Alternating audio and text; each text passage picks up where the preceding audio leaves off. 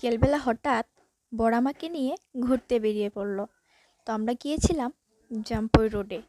আর জানো, আমরা যখন রিলেশনশিপে ছিলাম তখন আমরা প্রথম এদিকেই ঘুরতে গিয়েছিলাম। আর এই রোডটা আমার খুবই ভালো লাগে। তারপর সন্ধেবেলা চলে আসলাম বাজারে।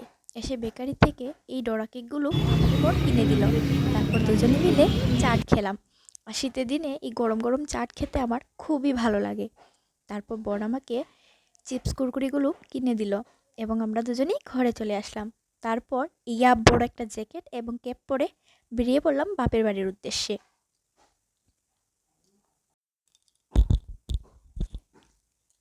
আর এটা হচ্ছে আমাদের বাড়ি। তাই ঘরে ঢুকেই প্রথমে আমি আগে টমকে একটু আদর করে ফেললাম।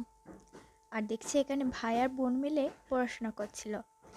তারপরে গেলাম মামুনির রুমে, গিয়ে দেখি পুচকিটা এখনো ঘুমোয়নি।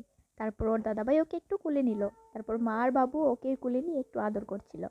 রান্নাঘরে গিয়েই দেখি ঠাম্মা এখানে কষাচ্ছে চিকেন, আর পিসি অলরেডি হাঁসের মাংস তৈরি করে ফেলেছে। আর মামুনি এখানে কেক বানিয়েছিল, আর আমি ওই কেকটাই কাটছিলাম। কেক টেক খেয়ে বনুকে একটু আদর করে আবার চলে গেলাম রান্নাঘরের দিকে। আমার পেয়েছিল খুব জোর খিদে। গিয়ে দেখি ঠাম্মা এখানে রুটি বানাচ্ছে। তাই আমি বললাম, রুটি খাবো না, আমাকে ভাতই দিয়ে দাও।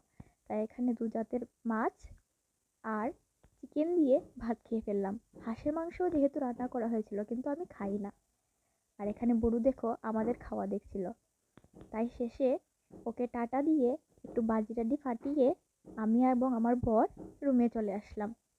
আর জানি না হঠাৎ করেই রাতে আমার শরীরটা খুব খারাপ লাগছিল। তাই ঘরে এসেই তাড়াতাড়ি করে ড্রেস চেঞ্জ করে শুয়ে পড়লাম। আর হ্যাঁ, তোমাদের সবাইকে বলছি হ্যাপি নিউ ইয়ার।